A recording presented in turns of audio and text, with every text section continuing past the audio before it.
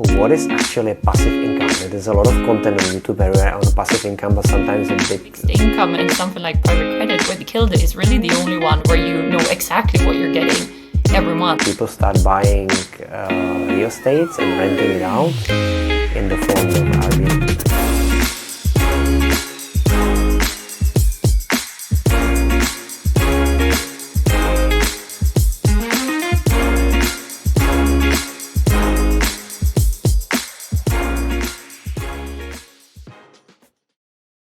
Hey everyone, welcome back to Kilde Talks Finance. We are here today with Radek, Kilde CEO and co-founder, and we are going to deep dive a little bit into a common situation that we're seeing amongst our investors.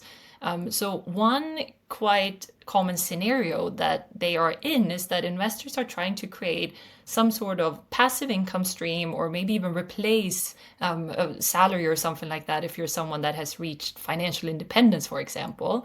And when we look at this group of investors, typically they might be working at large tech firms, they might have stock option packages and pretty good salaries and are looking at what's next, or can I replace my salary income with something else?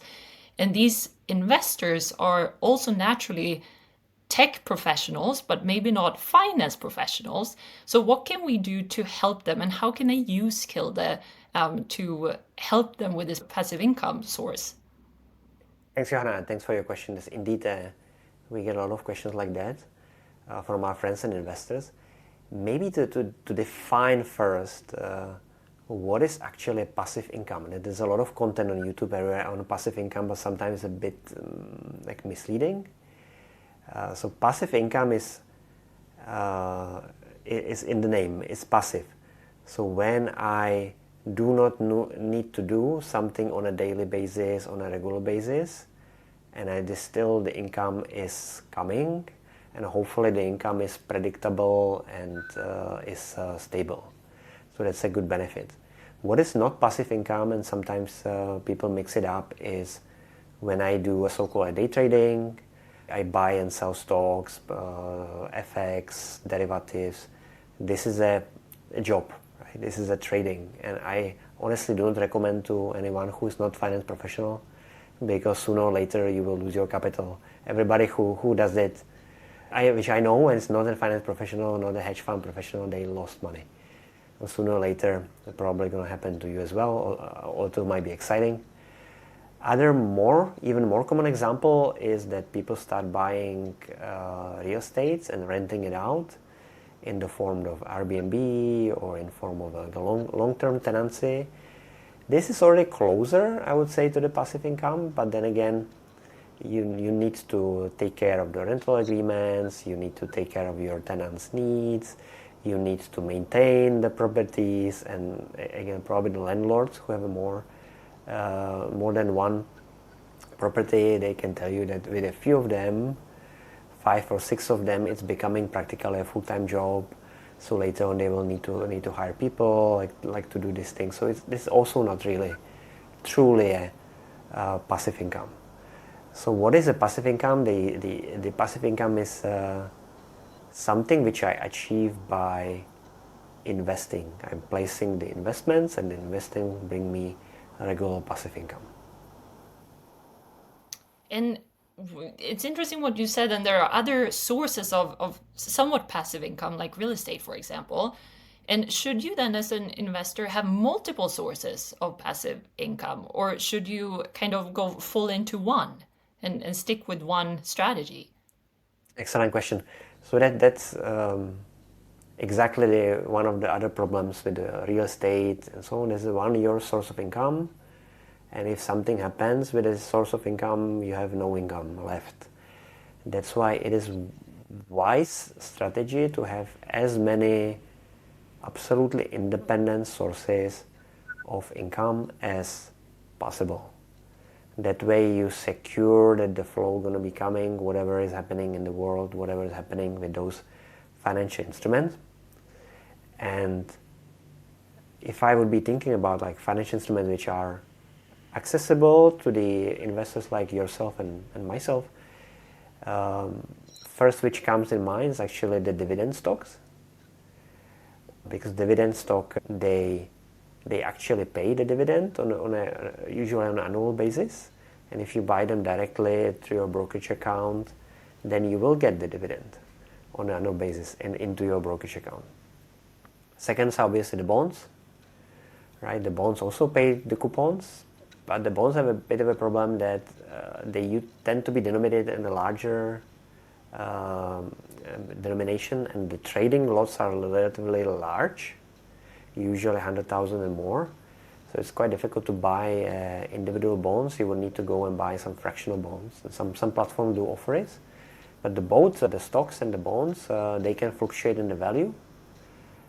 So then you need to think about it. Okay, do I need to redeem suddenly? And if you need to redeem unexpectedly suddenly, then might not be the best conditions always to redeem, and you might not be able to redeem on the face value.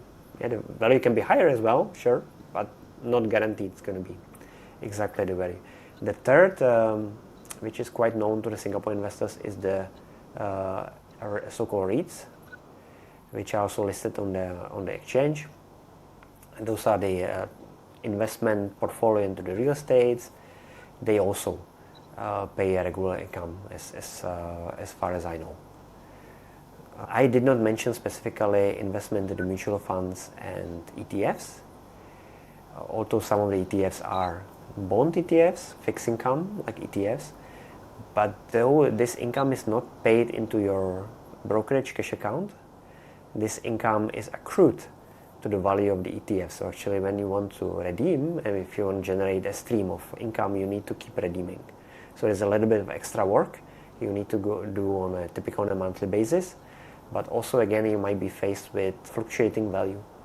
So you're going to be redeeming, but you don't know actually for what value you're going to be redeeming. So is it a true passive income? Yeah, in a way yes, but it has some more considerations to take into account. So it really sounds then, out of all these different options of income streams, that perhaps fixed income and something like private credit with Kilde is really the only one where you know exactly what you're getting every month. And then maybe the difference between the two, if I'm understanding you correctly, is the fixed income component might have a higher threshold of entry. You might have to allocate a couple $100,000 or maybe $1 million to get access. Is that fair to say? Well, a lot of traditional financial instruments have a high bar of access. So that's a general true, but this is being now lowered by the technology platforms like Kilde as well, and there are other platforms which are doing it for the public fixed income market as well. So you can research those as well. But coming to the earlier point, it's always good to have a multiple source of income.